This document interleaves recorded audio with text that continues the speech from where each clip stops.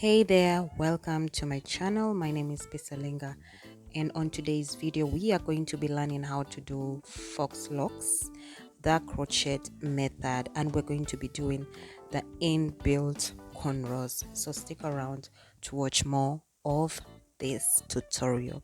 Enjoy.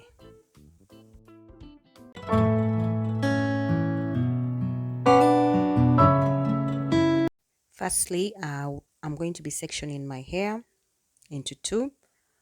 So there will be the behind part and the front part, but the front part should be a bit thinner compared to the back part. Yeah, so exactly like the way I have sectioned, and then I'm going to be sectioning the middle part and the sideways, so that if I want to put my hair on the sides or in the middle, I'm able to. Right now we're going straight into the cornrows, and I am sectioning the first line of the cornrow that I'm going to be doing. And of course I'm preparing my threads. They're a little bit short, and then I am going to be using molding gel for extra holding. This molding gel is good because it melts, it doesn't leave white stuff like fur on the head. So then with these feeding cornrows, you're supposed to to divide again into two, because you are going to place your thread right in the middle. So like I told you earlier on, I prepared my threads. I picked 2 and 3 so that they balance on each side. So divide the hair, just place it inside from the beginning, and you bring in the other piece of hair as you hold it together with the thread, as you just keep bringing it in, and you just keep collecting from each side as you bring in, as like crisscrossing. I hope I'm using the right term. So you just keep picking from each side as you hold, and as you cornrow backwards until the end. It is just a simple step. And then when you are doing the tail, the end, please make sure you don't finish it up, because we are going to make use of that. We are going to attach it again when we are done. So you leave it a bit halfway or a quarter way. Now we're going into the second cornrow. Of course, the same way you did the first one is the same way you are going to do the second one. However, I wanted you guys to take a look at the second one because it's actually a little bit more close up, and you can be able to see more clearly how I feed in that braid, like how you're supposed to hold that front hair as you keep picking from side to side as you bring it in and continue up to the back. So well, basically that is just it.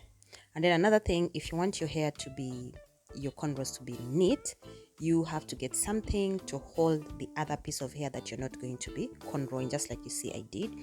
Well, I preferred to use what are they called, bobby pins, depending on the size of your hair. So you can use either bobby pins or a rubber band, whatever it is that you want.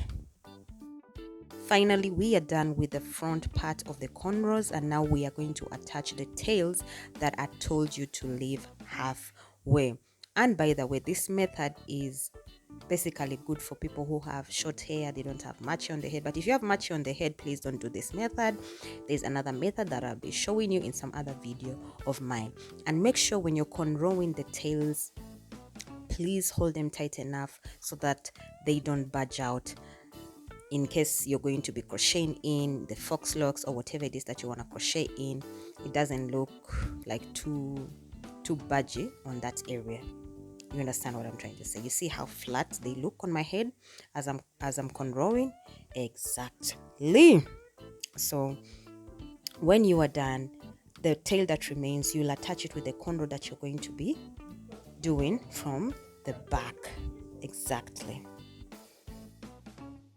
Right now I'm going to be doing the back cornrows, but I'm going to be plaiting these downer lines, 2 of them, but I'm not going to do the feeding part because it's a bit tricky if you're doing it yourself. to do the feeding method in those lower on your lower back. So for those 2 cornrows, I'm just going to do the normal single cornrow, and then this other one, it's a bit easier if you're doing it yourself to do the feed in cornrow. Well, you're just gonna bring them backward as I did of the front part. So it's basically just the same method.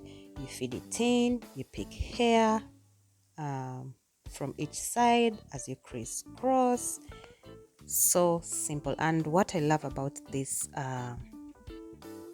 the feeding cornrows is that it's a bit flat, you know, in that when you're crocheting, when you're doing a crochet, it doesn't look budgy, you understand, So most people fear doing crochet format where cornrows are done, because sometimes the cornrows are a bit budgy. If you compare these cornrows that I did, the lower ones and the feeding ones, there's a big difference. So the feeding cornrows are actually way better because they look flat on the head. Yeah, so just basically that.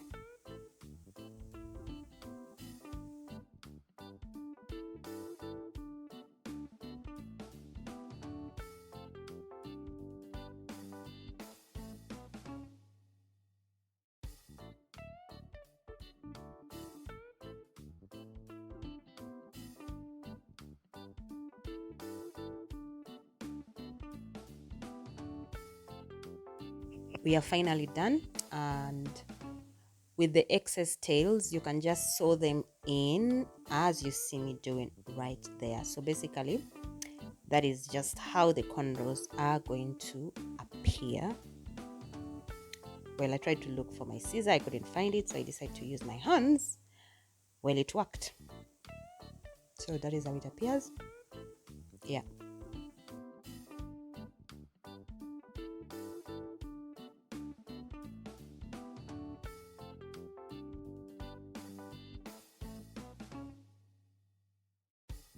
So right now we are beginning the crocheting. So I want it a little bit spaced. So in each cornrow, I'll be putting like 3 or 2 depending on how I feel packed it is. And then that part, the cornrow where I attached, make sure you attach as well to cover up the whole of that space so that it doesn't appear. I meant to say that for the tails that I attached, you make sure you also crochet in completely so that they don't appear and they start looking weird. So you cover up completely that space.